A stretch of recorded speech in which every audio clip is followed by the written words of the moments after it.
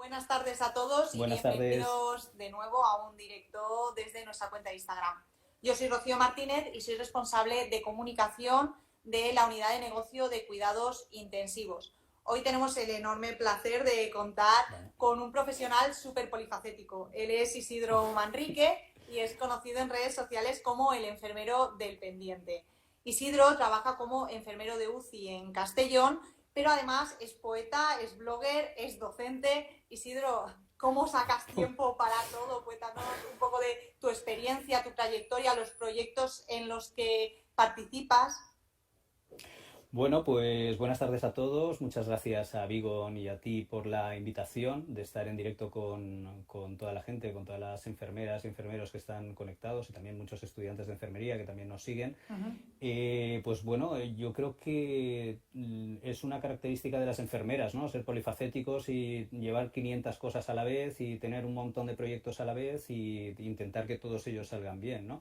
Entonces, no creo que sea ningún mérito, creo que es un poco el conjunto lo que hace que trabajemos de esta manera y que podamos hacer pues, estas actividades y que podamos llevarlas a cabo dentro de nuestra profesión, ¿no? Son paralelas, yo creo, todas las que al menos yo tengo, la parte de profesional y del blog, digamos, luego la parte de la poesía también, y también es cierto que todo ello lleva muchísimo tiempo que al final sacas del tiempo libre que tienes, ¿no? Es un esfuerzo muy importante. Veo que está por ahí Pau también, que es uno de los bloggers fantásticos de compañero de la unidad de cuidados intensivos, y él lo sabe muy bien, que para trabajar y tener estas actividades y tener todas estas iniciativas, de alguna manera tienes que obtener mucho tiempo. Ese tiempo sale muchas veces también del tiempo de ocio, el tiempo de la familia, ¿no? Que mis hijos y mi mujer pues tienen esa generosidad de prescindir de mí en algunos momentos para poder llevar un poquito todo esto adelante. La verdad que nosotros hemos estado mirando tu blog y tus redes sociales y que compartes un Uh -huh. contenido muy, muy interesante. Bueno, Uh antes -huh. de empezar con la entrevista, queremos recordar a todas las personas que nos están viendo que en cualquier momento podéis realizar preguntas y al final de la entrevista Isidro intentará responder a todas vuestras dudas. Bueno, Muy bien, comenzamos. La situación actual muy bien. os ha obligado a los Al profesionales... ataque. ¿Qué? Bueno, la situación actual que os ha obligado a los profesionales a doblar turnos, a tener una sobrecarga de trabajo bestial, todo ello añadido al miedo, a la incertidumbre, al riesgo de contagio.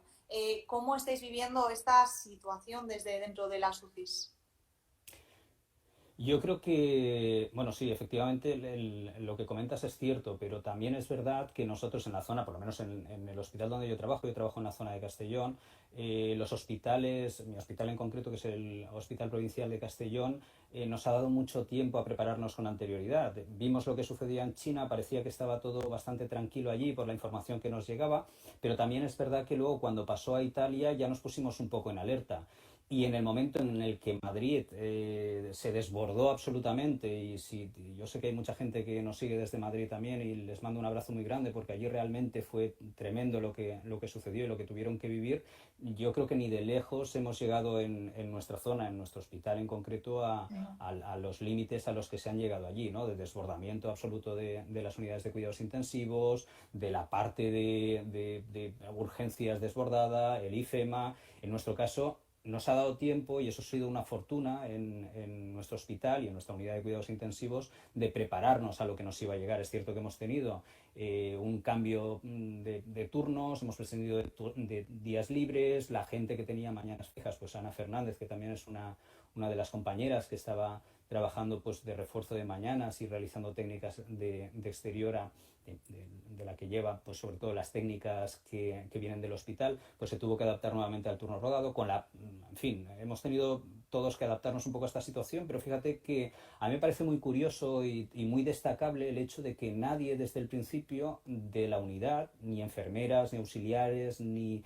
celadores, ni médicos, ha preguntado ni si se iba a cobrar por eso, ni cómo se iba a recuperar. Entendíamos todos, y yo creo que es algo generalizado en nuestra unidad, pero yo creo que en las unidades de cuidados intensivos y en los hospitales, entendíamos que era nuestro deber, nuestra obligación, y que luego ya veríamos un poco qué sucedía con esos días libres o con esa acumulación de tareas. Yo creo que si algo es destacable en este sentido ha sido la adaptación que hemos tenido las unidades de cuidados intensivos y todo el sistema sanitario en general, los profesionales que hemos estado al pie del cañón estos días. Y no quiero hablar solo de cuidados intensivos, quiero hablar también de primaria, de urgencias, quiero hablar también de las unidades de quirófano que se han suspendido, se han tenido que adaptar a llevar pacientes críticos. En fin, yo creo que hemos dado un ejemplo, yo soy uno más. Todos los enfermeros y enfermeras de este país y todas las unidades de cuidados intensivos y todo el sistema sanitario en sus profesionales, un ejemplo yo creo que importante y que, bueno, alguien tendrá que tomar nota también de esto. Nos has comentado eso de que habéis tenido que afrontar muchos cambios, que lo habéis tomado de forma positiva y que habéis podido preverlo en tu hospital con tiempo. En nuestro hospital, sí. Pero bueno, por lo que nos cuentas, han cambiado muchísimos protocolos, ¿no? Queríamos, si nos puedes contar cómo han cambiado los protocolos desde que comenzó esta situación. Bueno, en nuestro centro, yo puedo hablar por mi experiencia también, lo que es nuestra unidad es una unidad pequeñita de 6 camas, es una unidad oncoquirúrgica fundamentalmente, aunque tenemos también pacientes coronarios o pacientes de medicina interna. Y cuando se preveyó la parte de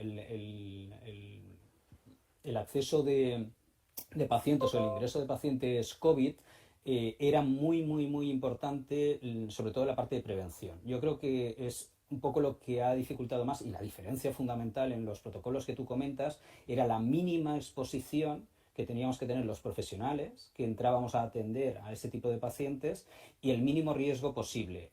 Vuelvo a repetir que nosotros hemos tenido la fortuna y hemos estado leyendo por ahí, viendo por ahí todo lo que ha sucedido con los equipos de protección individual. Hemos tenido la fortuna de aún hoy tener equipos de protección individual, tener mascarillas, tener los buzos, en este sentido ha sido, repito, hemos sido afortunados porque sé que esto han habido carencias en otros lugares. Pero el cambio de protocolos, pues por ejemplo, por lo que comentábamos, luego lo veremos porque vamos a hablar un poquito de lo que vosotros sois expertos, ¿no? Que son las vías centrales y los cateterismos. Pero lo más importante era, como os decía, la mínima exposición posible, con lo cual lo que conseguíamos era el riesgo para el profesional sanitario fuera el mínimo. Es decir, en este sentido también, al inicio, en las diferentes fases que se programaron dentro de nuestro hospital, que además yo creo que en este sentido hay también que agradecer a la dirección del centro y a nuestra supervisora Charo, a nuestro jefe de servicio Manuel, que tuvieran pues esa previsión y esa documentación y nos formaran en este sentido.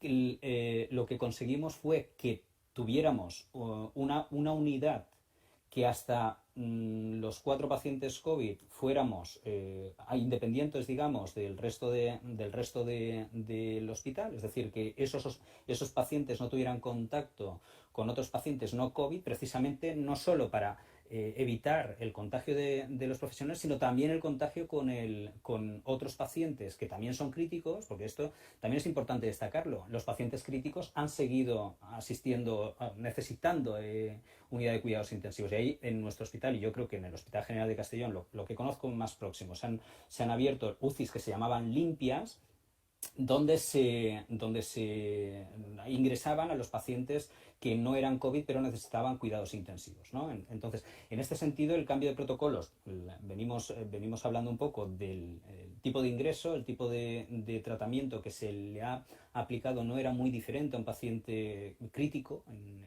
salvo la protección que teníamos que hacer por los profesionales y sobre todo también, como te decía, la parte de protección al resto de pacientes y al resto de usuarios del hospital. Esto era fundamental para, precisamente, si estamos intentando no propagar y estamos confinados y demás, que el hospital y los propios profesionales sanitarios no fuéramos vectores de transmisión a la población en general y luego también a nuestras familias, ¿no? Esto era fundamental. Claro, al final la protección de los profesionales es primordial porque sois los que cuidáis de los demás. También nos has dicho que, que están los pacientes de siempre y añadido los pacientes con COVID. Ujú, También relacionado eso con los protocolos, varios líderes de opinión han subrayado la importancia de un buen sistema de triaje, especialmente ujú. cuando los recursos están al límite de su capacidad. ¿Cómo habéis abordado este tema desde las UCIs? Bueno, yo creo que es fundamental. Hablamos de triaje y el otro día entrevistasteis a un compañero de urgencias, enfermero de urgencias, que estuve viendo a ratitos lo que me permitía, lo que podía ver.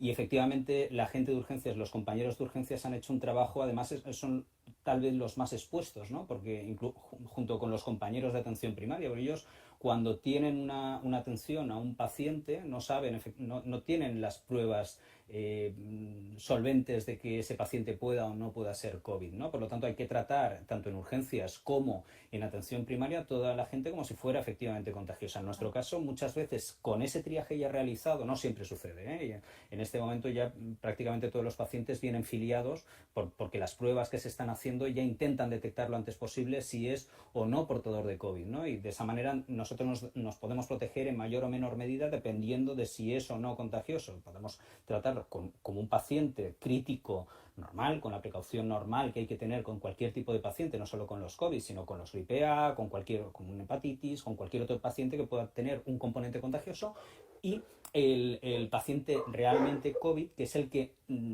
supone que debemos tener bastante más precaución precisamente por lo que decíamos. Entonces el triaje en urgencias, y yo creo que también en atención primaria, y quiero también lanzar ese mensaje a los compañeros de atención primaria y a todos los sustitutos que se han incorporado durante estas fechas prácticamente sin vírgenes y mártires, ¿no? Han llegado allí y se han encontrado con trabajar en urgencias o trabajar en una unidad de cuidados intensivos, los han cambiado de servicio. Entonces yo creo, volví a la primera pregunta que habíamos hecho al inicio, ¿no? O que me habías hecho al principio, el gran esfuerzo que han hecho los profesionales sanitarios en este sentido. El triaje ha sido fundamental, sobre todo para filiar a aquellos pacientes que pudieran ser portadores de COVID, sobre todo ahora que ya tenemos los test, estos test rápidos, donde ya puedes bifurcar un poco una zona sucia, como decíamos, una zona, llamamos sucia, entendedme, que es una zona donde intentamos trabajar con la máxima protección porque son pacientes ya afiliados como COVID, y el otro tipo de paciente que tenemos protección y tenemos precaución con ellos también, pero ya no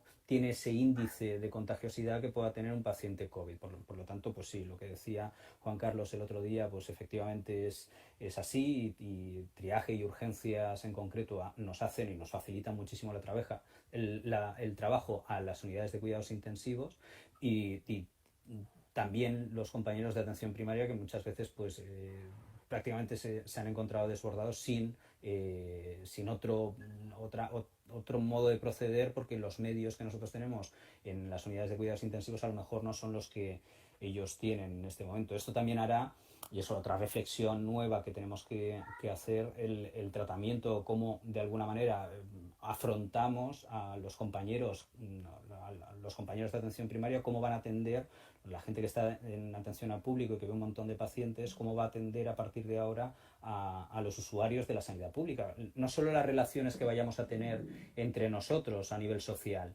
sino cómo se va a articular la atención a pacientes, por ejemplo, en atención primaria. Esto es una reflexión y es algo que tiene que llegar también, y bueno, pues se tendrá que articular e implementar. Lo que nos estás diciendo, realmente esta crisis las estáis sufriendo todos los profesionales sanitarios y estáis viendo desbordados por una carga de trabajo extra a la que ya teníais. Además, los profesionales de UCI estáis cuidando de los pacientes que están en estado más grave. ¿Qué tratamientos y cuidados precisan los pacientes COVID positivo que ingresan en las UCIs y cuáles son los síntomas más habituales? Bueno, el paciente COVID positivo que nos ingresa en la unidad de cuidados intensivos, si lo miras en su fondo o en el tratamiento de enfermería, que son los cuidados de enfermería que precisa, no es muy diferente a un paciente respiratorio crítico. Es decir, a un síndrome de distrés respiratorio agudo de los que vemos habitualmente en la unidad de críticos. Los compañeros que están en críticos, los que se han incorporado, ahora veo a Javier Tomás también, que es un compañero que se ha incorporado hace muy poquito a nuestra unidad, junto con Sandra, junto con Daniela, muchos compañeros que estaban en otras unidades, y lo que hablábamos antes, ¿no? Se han venido a la UCI a trabajar y a reforzar las unidades de cuidados intensivos. Ellos conocen perfectamente cuál es el tratamiento de un paciente crítico con un distrés respiratorio, y este tipo de pacientes cuya evolución era muy, muy rápida a un empeoramiento respiratorio. Lo que al final resultaba era que era un paciente que precisaba una intubación, el empeoramiento era muy, muy rápido, era lo que estábamos viendo, y que además luego, y esto se ha ido viendo con estas últimas semanas, aparecían nuevas patologías asociadas al COVID que inicialmente no se daban, no se tenían como relación. Una de las cosas que desde el inicio parecía muy, muy habitual y que nos tuvimos que habituar muy rápidamente los que trabajamos en críticos, incluso también la gente que tenía salas COVID que no era críticos, era realizar pronos, ¿no? A poner al paciente boca abajo, de manera que reclutábamos gran cantidad de alveolos que quedaban colapsados por el propio peso de los pulmones y de alguna manera pues conseguíamos que respiraran un poco mejor. Esto en un paciente crítico, pues con vías centrales, intubado, con una dificultad respiratoria y una inestabilidad hemodinámica importante, resultaba efectivamente complicado, pero bueno, yo creo que nos hemos adaptado muy rápidamente, los que ya estábamos en críticos, ya habíamos tratado este tipo de pacientes, el volumen en mayor medida de pacientes en prono pues era muchísimo mayor que lo que teníamos actualmente, ¿no? Es un paciente que precisa pues efectivamente esos cuidados de prono, vaya, de la movilización, necesita 5 personas. Rápidamente también aparecieron un montón de procedimientos y de protocolos, y YouTube, ahí las redes sociales han sido una gran fuente de recursos, y además recursos muy válidos para que nos habituáramos todos a realizar este tipo de procedimientos. Y el resto de terapias que se han utilizado, que enfermería ha utilizado en el ámbito de este tipo de pacientes, no distaban mucho de otro tipo de pacientes de tipo respiratorio. Pues la traqueotomía cuando era necesaria, una intubación rápida cuando era preciso, cuando fracasaba o antes incluso de que fracasara y estuviera completamente agotado el paciente, catecolaminas para aumentar la tensión, porque resulta que hemos tenido también pacientes que han necesitado hemofiltración además, que hemos tenido que recurrir a la terapia citrato-calcio porque saturaba muy rápidamente este tipo de pacientes o este tipo de patología los filtros, en fin. Yo creo que nos hemos ido adaptando y creo que seguimos aún adaptándonos un poco a esta patología. Sí es cierto que hemos mejorado mucho en el conocimiento de qué tenemos que hacer a un paciente que llega con COVID, qué precauciones tenemos que tener, si ponemos corticoides en el momento en el que hay una crisis o con anterioridad para evitar ese colapso absoluto respiratorio. Todo este tipo de terapias que se han ido viendo y de tratamientos que se han ido viendo, cuáles se mejoraban y cuáles no. Y todo esto también hace que nos sintamos también un poquito más seguros, ¿no? Porque esos procedimientos, hablaba del prono, pues los primeros pronos que hicimos, aunque estuviéramos habituados, pues costaban un poquito más. Ahora pues ya prácticamente los hacían los compañeros con total asiduidad, no había mayor complicación. Los hemofiltros pues es algo que es una terapia que estamos habituados a hacer. Si tenía que llevar un pico o un control hemodinámico también. Yo creo que este tipo de terapias en esta situación, al paciente en sí, yo creo que la incertidumbre y sobre todo el llevar puesto los EPI, los equipos de protección individual, sobre todo las gafas, las máscaras, que era tremendo, era muy complejo trabajar con estos equipos de protección individual, intentar hacer todo y hacerlo todo bien, que es lo deseable, ¿verdad? Era tenía muchísima más dificultad que un paciente habitual, pero en lo que son tratamientos tampoco distan mucho de una neumonía o un fracaso renal, más allá de la precaución que hay que tener por el hecho de ser contagiosos. En fin, muy bien. Ya nos has adelantado de algunos fluidos que administráis a los pacientes con COVID, pero queríamos preguntarte de nuevo por ello para conocer más bien qué tipos de infusión específicos se administran en un paciente con COVID y qué precauciones es necesario tener en cuenta, porque claro, sabemos que muchas veces un paciente en UCI puede llegar a recibir diferentes tipos de fluidos en un mismo día, y esto es complicado de gestionar porque pueden interaccionar unas drogas con otras y llevar a múltiples complicaciones. Claro. ¿Qué tipos de infusión y qué precauciones es necesario tener en cuenta? Fíjate, antes te decía que el paciente COVID que necesita intubación no es muy diferente a un síndrome de distrés respiratorio agudo, es decir, necesitaríamos una vía central, precisamente, y con los algoritmos ya muy trabajados, pues Gabecel lleva muchísimo tiempo, Gloria y Paloma llevan muchísimo tiempo trabajando con los procedimientos y los protocolos y los algoritmos para hacer una decisión, una toma de decisiones respecto a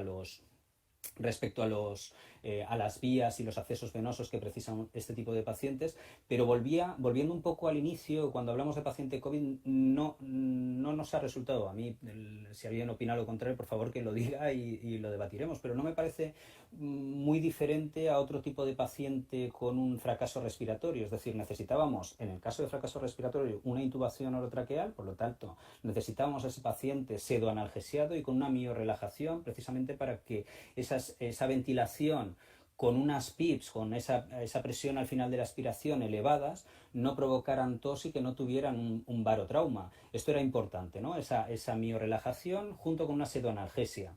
Por otro lado, teníamos, esto llevaba muchas veces correlacionado una bajada de tensión, una bajada, pues eso, una afectación hemodinámica, con lo cual necesitaba noradrenalina.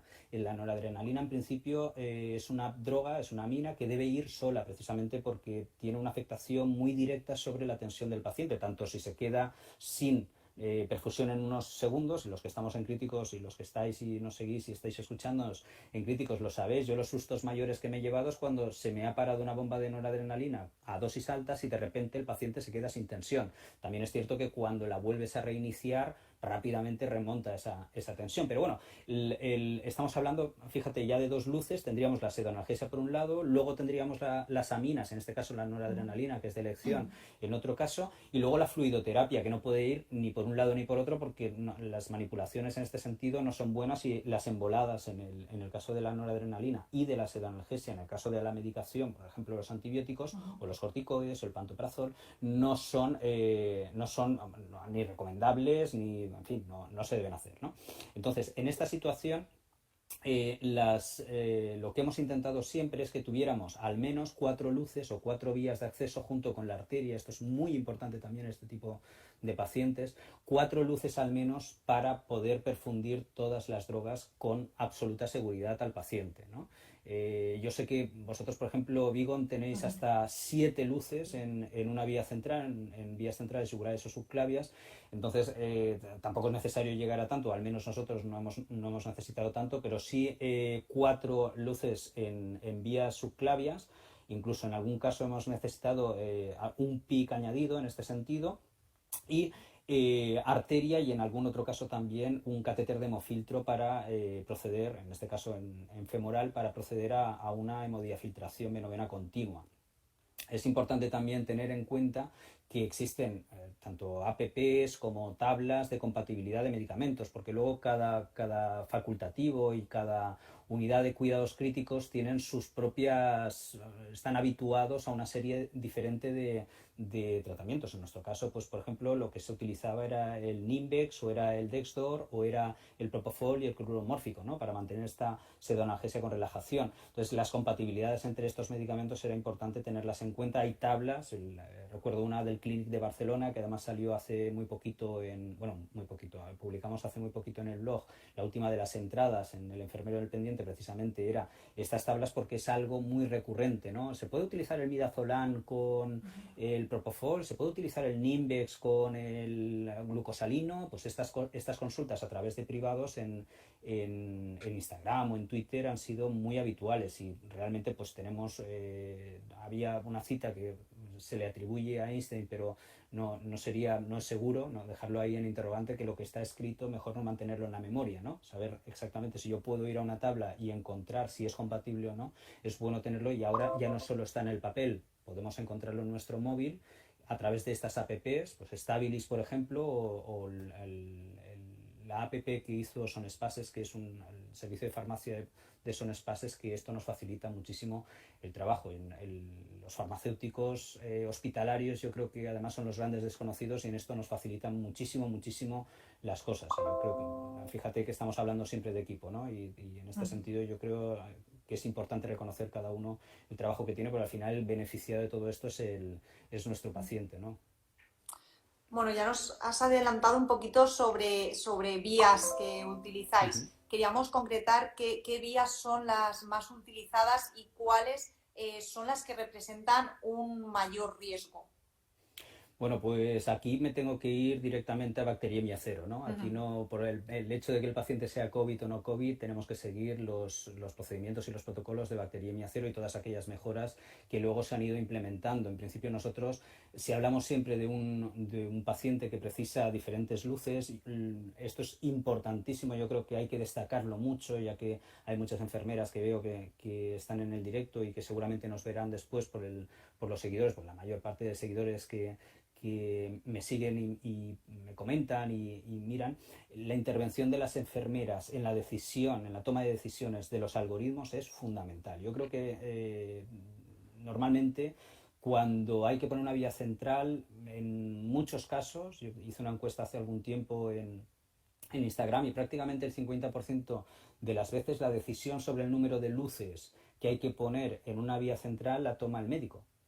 Prepárame una vía de 3 luces, o de 4 o de 5. Realmente debe ser una decisión tomada en conjunto, porque el facultativo efectivamente sabe qué tratamiento a medio plazo, a corto y medio plazo va a necesitar el paciente, si va a necesitar nutrición o no, si va a necesitar aminas o no, pero la disponibilidad de esas luces para el tratamiento que pauta el facultativo finalmente somos nosotros, somos las enfermeras las que tenemos que ponerlo. Por lo tanto, estamos hablando de dos circunstancias diferentes. Primero, el acceso sería siempre, si se puede y tenemos luces suficientes, a través de una periférica, un PIC, una vía central de acceso periférico. En nuestra unidad, si no tenemos PICs de 2 luces, tanto 7 como 5 French, siempre bajo ecografía, no solo los PICs, sino también el resto de vías centrales.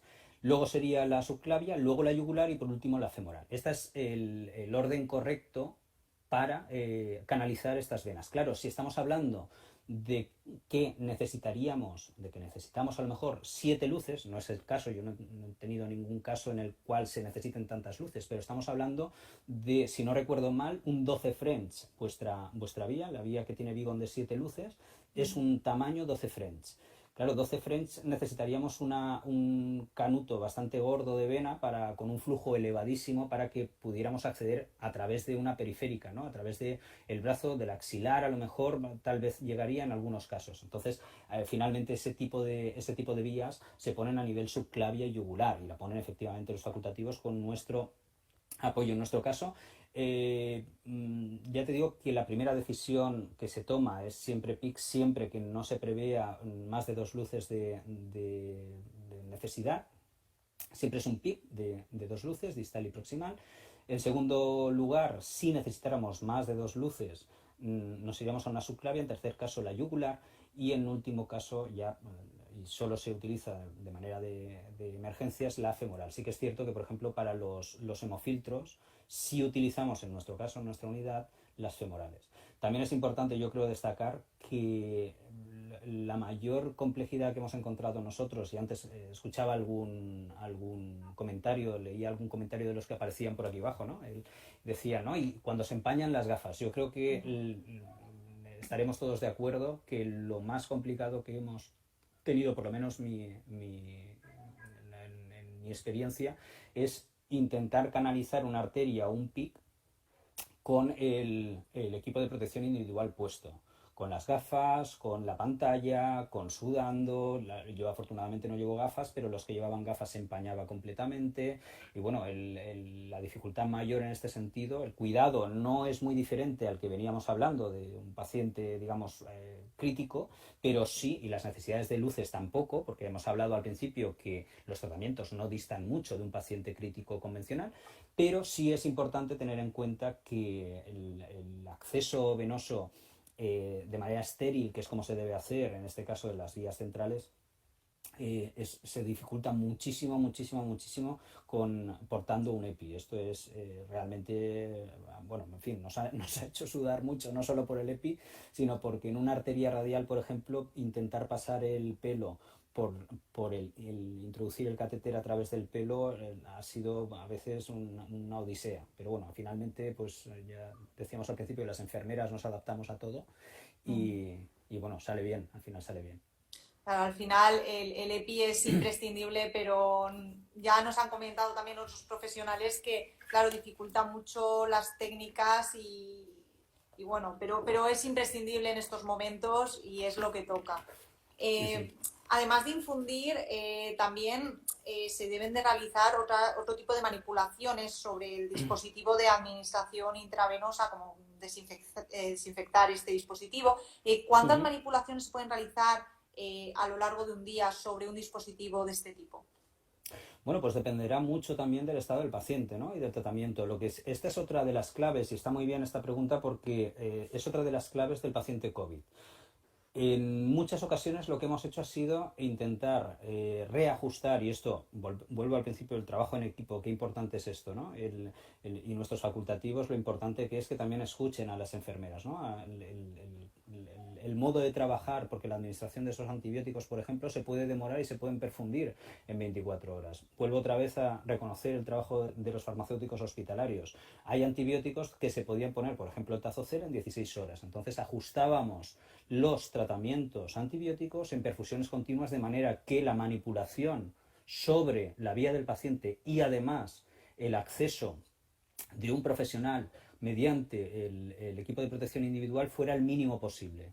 Entonces, te hablo de los antibióticos, también podemos hablar del propofol, las perfusiones de propofol o de morfina. Entonces, alcanzábamos el máximo tolerable, digamos, entre comillas, para que no hubiera un riesgo de bacteriemia, no fuera cosa que, como decía mi amigo Pau, le sirviéramos, no hiciéramos de contagio por el COVID, pero luego le regaláramos una bacteriemia porque dejábamos un propofol o una nutrición parenteral durante 3 días, ¿no? Entonces, el equilibrio en este sentido que había que encontrar tanto en la manipulación de las vías, que podrían ser entre 6, 7, 8 veces diarias las manipulaciones, dependiendo de la carga antibiótica, del tratamiento que tuviera, de la gravedad del paciente. Todo esto viene dado un poco en este sentido por el tipo de tratamiento que era necesario y dependía mucho del estado del paciente, si tenía fracaso renal, si tenía un componente cardíaco, si era necesario la administración de aminas, si era preciso bicarbonato. Todo esto precisaba un consenso entre el facultativo que llevaba a ese paciente y las enfermeras responsables de sus cuidados. Y al final yo creo que también, si nos ha servido de algo esta situación lamentable y esta pandemia lamentable, es para darnos cuenta de lo bien que se trabaja en equipo. Es decir, que cada uno de nosotros hagamos nuestro trabajo y que reconozcamos el trabajo de los demás. Tanto las auxiliares, los TCAE, el celador, el administrativo, el personal de urgencias. Yo creo que nos hemos dado cuenta un poco que somos todos necesarios, ¿no? Y que si uno nos falla, el resto caemos también, ¿no? Entonces, respondiendo, porque me voy por las ramas, yo pido disculpas porque me entusiasma mucho lo que me preguntas y la respuesta que tengo guardada, ¿no?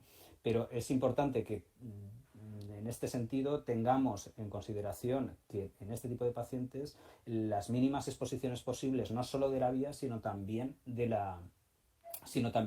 personal que tiene que prestar esos cuidados. Por lo tanto, yo te digo que lo que intentábamos sobre todo era demorar al máximo la entrada, y cuando entrábamos a los box COVID hiciéramos la mayor parte de técnicas posibles, ¿no? Por otro lado, también hablamos de las vías venosas, pero también tenemos las vías arteriales. Dependiendo del estado respiratorio del paciente, era necesaria 1, 2, 5, 8 extracciones de sangre arterial del paciente. Si estaba pronado, pues a lo mejor era importante saber si ese prono era efectivo o no, si teníamos un rescate, un reclutamiento alveolar adecuado. Y es cierto, esto era muy significativo en pacientes COVID, que cuando realizabas un prono en un paciente pasaba de presiones parciales de oxígeno de 70 u 80, pasaba a 200 con la misma fracción inspiratoria de oxígeno, ¿no? Esto, claro, suponía también mucha manipulación, por supuesto con todos los cuidados de bacteriemia cero, mucha manipulación de la vía arterial. O sea que la mínima posible, si me dejas la última frase, ¿no? La mínima posible es la deseable. Cada paciente lógicamente lleva un tratamiento y unas necesidades, pero sí hemos conseguido que acceder lo menos posible y la manipulación la mínima posible dependiendo del tratamiento. Como nos comentas, al final es la mínima posible, pero dependiendo de las circunstancias del paciente y lo que Totalmente. este paciente necesita. Al final os estáis adaptando a cada caso, que cada caso es diferente. Así es. Por nuestra parte estamos llegando ya al final de la entrevista. Queríamos recordar a todo el mundo que pueden seguir realizando preguntas y después de esta pregunta última que vamos a hacer nosotros, pasaremos a las dudas del público. Muy bien. Ahora queríamos hablar del futuro. Muchos expertos han comentado que podría haber un nuevo brote. ¿Cuáles son las cosas más importantes que os lleváis de esta complicada experiencia y qué consideráis que puede serviros para el futuro en caso de que volvamos a vivir una situación similar? Bueno, yo creo que de lo más importante, hay muchos factores, ¿no? Yo creo que uno de ellos es me voy a la parte social, ¿no? No tanto profesional, es darnos cuenta de lo realmente importante, ¿no? Ahora estamos confinados, estamos cerrados en casa y no podemos salir y nos damos cuenta de lo chulo que era ir a la playa a pasear o salir a tomar una cerveza, ¿no? Y aquello era algo tan habitual que no lo apreciábamos en ese momento y ahora es cuando nos estamos dando cuenta de lo importante y de lo trascendente que eran esas situaciones tan normales que ahora no lo son. O sea, fíjate el aprendizaje que hemos hecho en prácticamente un mes de las cosas importantes o no de la vida, ¿no? A nivel profesional yo me quedo con el equipo, ¿no? Esta mañana además nuestros compañeros médicos en nuestra unidad han hecho un vídeo fantástico agradeciéndonos, yo creo que ha sido porque vi a José Carlos Igeño también en su hospital reconociendo a los enfermeros, a los técnicos, a los celadores el trabajo que habíamos realizado, que estábamos haciendo, y yo creo que este reconocimiento que se sabe y además se conoce, por lo menos en nuestra unidad, yo sé perfectamente que nuestros 5 facultativos lo hacen porque lo hacen todos los días, mostrarlo y que sea tan visible y que sea tan intenso, yo creo que nos hace cohesionarnos como equipo, ¿no? En las dificultades es cuando realmente se aglutina y se cementan las relaciones profesionales, ¿no? Y en este caso, yo creo que intensivos en este caso, y este sería el segundo aprendizaje, hemos visto que primero que formamos un equipo fantástico, con todo el resto, repito, de componentes de nuestro sistema sanitario, empezando por atención primaria. No me quiero olvidar tampoco de lo que se ha vivido en los centros sociosanitarios, que lo vemos todos los días en las noticias y cómo están trabajando. Mi amigo Perdidue lleva mucho tiempo reclamando qué está pasando con la privada y qué está pasando con las residencias de tercera edad, las condiciones laborales de nuestras compañeras y compañeros que están allí trabajando. Yo creo que esto merece una reflexión profunda por parte de las administraciones, sea la autonómica o sea la nacional, me da lo mismo, y también por nuestros representantes, ¿no? A nivel de enfermería, tanto sindicatos como colegios profesionales que deben de alguna manera, yo no sé si las denuncias que parece que están haciendo son la mejor vía, ¿no? Y la negociación se deja de lado. Yo creo que aquí la especialidad de urgencias, emergencias y críticos es necesaria y es el segundo, te decía, el segundo aprendizaje que creo que nos ha dejado, al menos a mí, ¿no? Por último, yo quiero parafrasear a un médico que para nosotros es un sabio de nuestra unidad, que es Paco Pérez, que dice que se nos ha perdido un poco el decir no lo sé, ¿no? Parece que todo el mundo es experto en todo. Ahora somos todos epidemiólogos, ahora somos futurólogos, ahora somos políticos, somos entrenadores de fútbol, ¿no? ¿Qué va a pasar en el invierno próximo? ¿Vamos a tener otro rebrote? ¿Ahora que han salido los chiquillos van a salir más casos? No. Yo creo que no lo sabemos nadie. En este momento el calor acabará con el virus, no acabará, volverá cuando abran los aviones, volverá otra vez. Pues realmente no lo sabemos. Lo que sí hemos aprendido es la evolución del virus durante este tiempo. Probablemente tengamos una vacuna, no a corto y medio plazo, probablemente hasta dentro de un año no la tengamos fiable, que pueda ser generalizada para todos. Entonces, mientras estamos esperando a esto, lo que sí hemos hecho ha sido un aprendizaje técnico de un tipo de paciente que se complica muy rápidamente y que precisa unos cuidados respiratorios, pero también que hemos sabido identificar y hemos sabido tratar y evolucionar hemos tenido más experiencia con este tipo de patología. Y también Y vuelvo a repetir, y creo que ya lo he repetido varias veces, pero no me canso, el trabajo en equipo de todos los componentes de la unidad de críticos y haciéndolo extensivo también a todo el sistema sanitario, desde urgencias, pasando por primaria, pasando por los farmacéuticos que nos han echado un cable cuando hemos tenido dudas de un tratamiento, de compatibilidades y demás, a los compañeros que han estado y se han incorporado, y no me quiero olvidar de ellos, de Javi, de Sandra, de Tere, de Laura, de Zoraida, de Daniela, de Maika, de compañeros que estaban en oncología, que estaban en psiquiatría y demás y se han tenido que incorporar a unidades de cuidados intensivos, los compañeros de quirófano que han llegado y se han encontrado con que ya no instrumentaban, sino que estaban haciendo trabajos de cuidados intensivos, tenían que llevar un hemofiltro, tenían que llevar una pancreatitis, tenían que llevar una tráqueo y eso no es habitual y se han tenido que adaptar, ¿no? Yo creo que ese trabajo en equipo creo que ha sido absolutamente fundamental y yo me quedo de positivo, me quedo con eso. Tú estás reconociendo todo el trabajo de tuyo y de tus compañeros y nosotros ya que estamos queremos aprovechar desde Vigón también para reconocerlo porque la verdad es que estáis haciendo un trabajo increíble y además muy complicado porque lo que comentábamos antes, al final tú llegas a tu casa, no sabes si has podido... Es una situación muy complicada, así que muchísimas gracias por todo el esfuerzo que estáis haciendo. Bueno, vamos a comenzar ya con las preguntas del público. Muy bien. Por aquí nos dicen, has dicho que aparecen patologías no existentes antes, ¿a cuáles te refieres? No existentes antes, no, Cuando... que no teníamos detectadas antes con los COVID. Pues inicialmente parecía que era de tipo respiratorio y luego se ha visto que tienen afectaciones dermatológicas, que puede afectar a la coagulación, que puede afectar a nivel renal, que pueden afectar a nivel sistémico, es decir, que el hecho de que ataquen a una serie de receptores, el COVID en concreto, hace que inicialmente lo que nos parece más llamativo sea la parte respiratoria, porque es el fracaso más grave en principio que detectamos y que podemos suplir en cuidados intensivos, pero es cierto que se han ido observando y además sobre todo los compañeros de atención primaria, que son los que reciben y de urgencias, que reciben a los pacientes con sintomatología no COVID al principio, no respiratoria, resulta que han visto problemas dermatológicos o problemas digestivos o problemas cardíacos o problemas de la coagulación que o bien debutan previo al respiratorio o bien debutan una vez ya instaurado ese problema.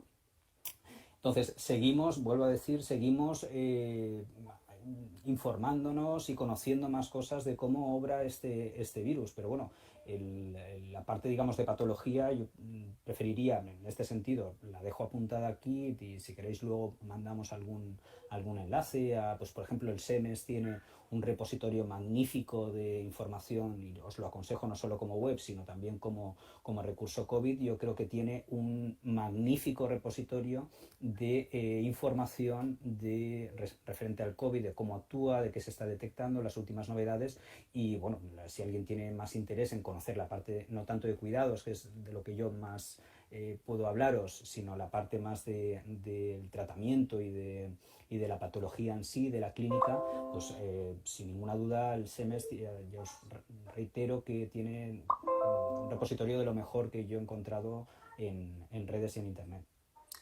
También nos comenta aquí otro usuario que, según ha leído, parece ser que un buen número de personas afectadas por COVID-19 y con problemas de sobrepeso solían tener un peor estado de esta patología. Que si has visto esto en tu hospital, en tu unidad. Bueno, no sé si es un factor diferencial en el sobrepeso. En cualquier caso, cuando un paciente tiene sobrepeso, generalmente lleva asociadas otras patologías, no tanto por el sobrepeso, sino por el sobrepeso en sí, sino porque tiene pues, muchas veces hipertensión, tiene hiperlipemia, tiene diabetes. Entonces, todo esto hace que se complique mucho más el pronóstico y el tratamiento de este tipo de pacientes. El manejo también de este paciente, por ejemplo, en los decúbitos prono, no es tan sencillo hacerlo en un paciente que pesa 50 o 60 kilos, en un paciente que pesa 130 kilos. Solo por logística es muchísimo más complejo hacerlo. La ventilación mecánica es mucho más difícil. El otro día hablábamos también en una sesión clínica con facultativos en los cuales comentábamos que las obesidades mórbidas resulta muy difícil y muy complicado saber las dosis exactas de medicación, ¿no? Porque la parte lipídica no es la misma que el metabolismo está diferido también. Entonces, tanto el tratamiento como no solo en COVID, estoy hablando a nivel general, como el manejo de este tipo de pacientes en las unidades de críticos es más complejo por el hecho no tanto de la obesidad, sino por todas aquellas patologías que pueden venir asociadas y pueden tener relación con esa obesidad. También nos preguntan con respecto al equipo si se han incorporado estudiantes a trabajar en vuestra provincia. En nuestro caso, por lo menos en nuestro hospital, no. Sí sé que han estado compañeros de LEIR en el Hospital General, creo recordar que eran los residentes de LEIR de comunitaria, estaban pendientes de incorporarse al nuevo hospital de campaña que estaba previsto realizar, pero no sé si finalmente esto se ha llevado a cabo, porque es verdad que teniendo ese hospital de campaña previsto y preparado allí, pues parece que no, de momento aún no está operativo o va a estarlo en muy poco tiempo. En nuestro caso, en nuestro hospital en concreto, no hemos tenido estudiantes incorporados, porque lo que sí se ha hecho ha sido una redistribución de efectivos, pues se ha suspendido las técnicas quirúrgicas, las consultas externas. Dos de las compañeras que tenemos enfermeras trabajando con nosotros son de consultas, Tere y Laura son compañeras de endoscopias que se han incorporado, tenían cierta experiencia en cuidados críticos y se han incorporado, y además como al cabo de 2 semanas, pues igual como Javi, que venía de psiquiatría, o Sandra, que venía de oncología, pues ellos se han incorporado y han funcionado pues como uno más al cabo de prácticamente una semana, ¿no? Eso reitera un poco el reconocimiento a los que trabajamos en críticos, que ya trabajamos en críticos, y es, repito, con la precaución, perdón, de llevar el equipo de protección individual y demás, un paciente crítico, que es a lo que estamos habituados, pero el resto de compañeros que han hecho ese esfuerzo a mayores para estar a la altura de las circunstancias, yo creo que hay que reconocérselo. Otra pregunta que nos llega por aquí es si el PIC es válido para PVC. Para presión venosa central, entiendo. Sí, bueno, nosotros lo medíamos. Lo que es importante también destacar es que la presión venosa central, que antes se hacía de manera muy habitual en pacientes críticos con alteraciones hemodinámicas como predictor de la respuesta a líquidos, está en entredicho, ha quedado en entredicho. Hay ahora mismo fórmulas mucho mejores para saber cómo va a responder un paciente a los líquidos que la presión venosa central. La presión venosa central por sí sola no sería un valor válido en este sentido. Nosotros ya hace al menos 2 años que dejamos de utilizarla. Para la presión venosa central bajita, métele líquido. Eso era algo muy habitual cuando yo empecé hace 1 siglo y medio en esto de las UCIs, y ahora esto ya pues realmente ya no se emplea con tanta asiduidad. Yo recomiendo también, si tenéis ocasión, de ver a Susana Simó, que es una médico de urgencias y emergencias, o a Elena Plaza, que ellos hacen, o Esther Gorjón, son auténticos cracks en el ámbito de las urgencias y las emergencias, y hablan muy fácilmente y con mucha seriedad, sobre todo el tema de Susana. Yo he estado en alguna ponencia suya en la que habla especialmente de la parte de la hemodinámica, ¿no? Y es un placer escucharla, y en uno de los casos hablaba precisamente de predictores de respuesta a líquidos. Ella decía que levantando las piernas, ¿no? Levantando las piernas de un paciente chocado en críticos, pues levantando las piernas tú puedes saber un poco el estado de fluidoterapia que precisa este tipo de pacientes, ¿no? En este caso, en nuestra unidad tenemos otro tipo de sistemas, como es el sistema PICO, también el Vigileo, que hay en otras unidades, pero bueno, podemos tener otros sistemas mucho más fiables a la hora de saber cómo va a responder un paciente, o si necesita aminas o necesita líquidos para aumentar la tensión. Respondiendo un poco a la pregunta que nos hacía el compañero o la compañera que hacía el PIC, lo que sí tiene que estar, aunque accedas por vía periférica, siendo central, tiene que, como sabemos, en la entrada de la cava, o sea, en la entrada auricular de la cava, a unos 2 centímetros de la entrada, para que sea central y podamos medir la presión con que la sangre vuelve al corazón. Otra pregunta que nos llega por aquí es sobre la canalización de la vía central de acceso periférico en pacientes COVID en planta. Nos comentan si no hay monitorización para control de electrocardiograma pero son polimedicados con combinación de corticoides, antibióticos. Claro. Esto es una dificultad que nos hemos encontrado también, ¿no? En nuestro hospital, yo puedo hablar de nuestra experiencia, la monitorización de un paciente que lleva, por ejemplo, aminas es necesaria, ¿no? Nos hemos encontrado con unas circunstancias en las cuales no solo los respiradores, todo el mundo hablaba de los respiradores, que faltaban respiradores, pero también faltaban monitores, ¿no? Para controlar qué pasaba con ese paciente, ¿no?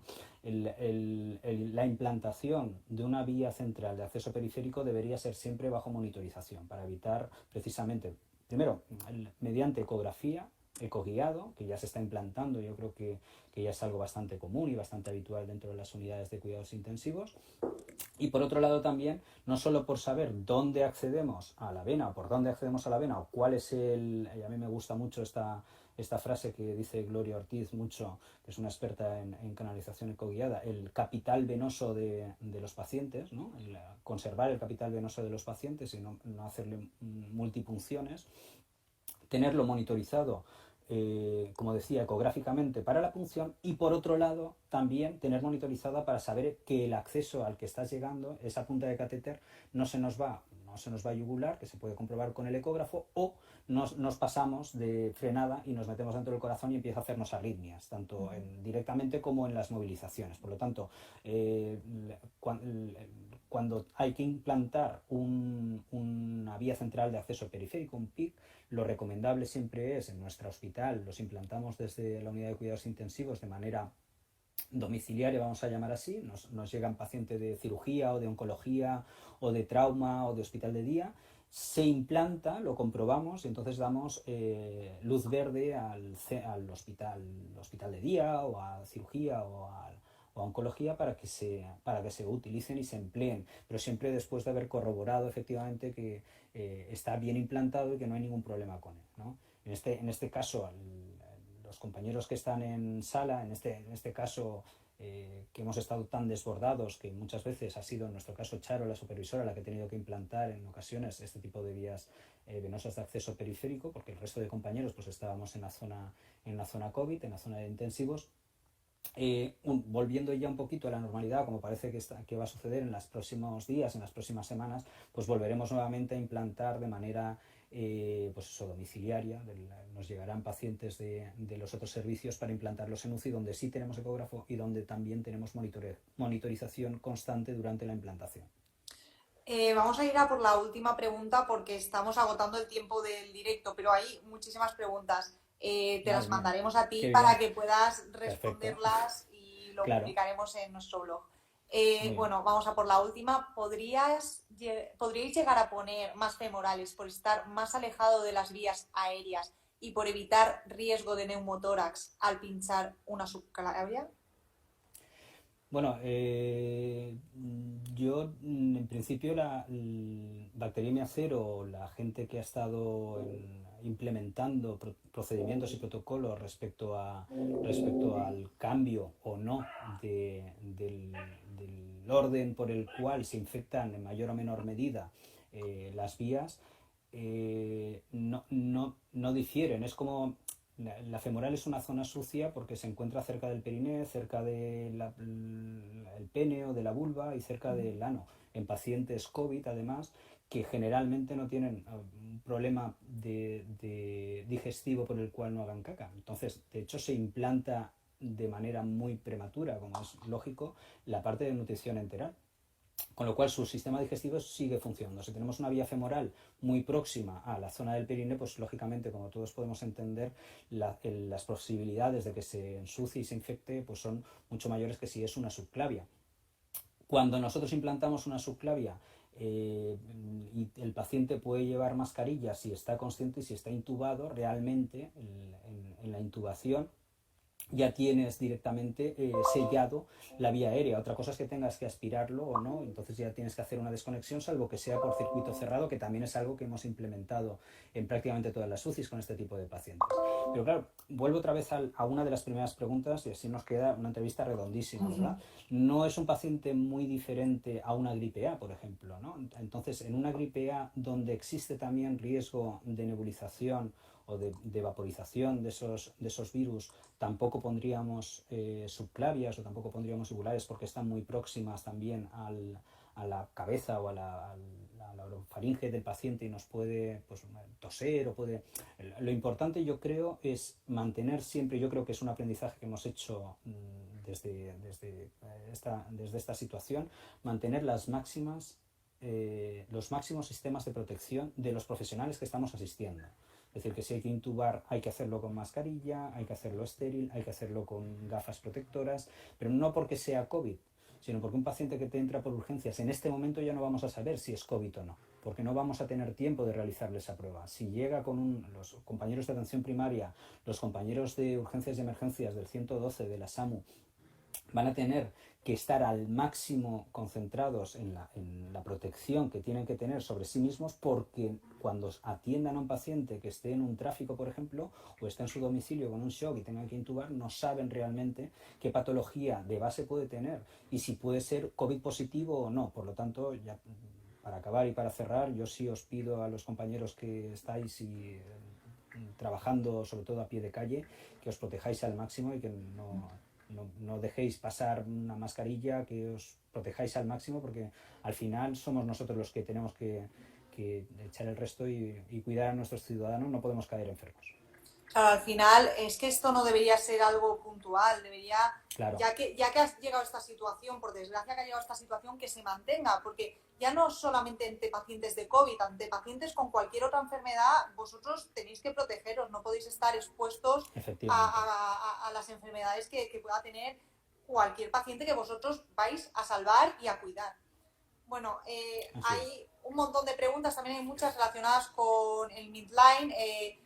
Tenemos una entrevista específica de Maite Parejo sobre esto. De todas maneras, le pues pasaremos todas estas preguntas a Isidro para que pueda responderlas. Yo lo comento por si alguien podría resolver algunas de estas dudas con la entrevista que tenemos en nuestro blog y en nuestras redes sociales. Bueno, Isidro, muchísimas gracias. Es una pena que no nos haya dado tiempo a responder a todas las preguntas, pero Instagram nos propone una hora. Bueno. Bien gracias, aprovechada, creo. Gracias por compartir este rato con nosotros. Hemos aprendido muchísimo y, bueno, ya te lo he dicho al principio de la entrevista. Muchas gracias por el contenido de tanta calidad que compartes en tu blog y en tus redes sociales. Y, por último, quería volverte a agradecer el trabajo tan increíble que estáis haciendo el profesional sanitario, porque de verdad es una pasada, es increíble. Muchas gracias. A vosotros.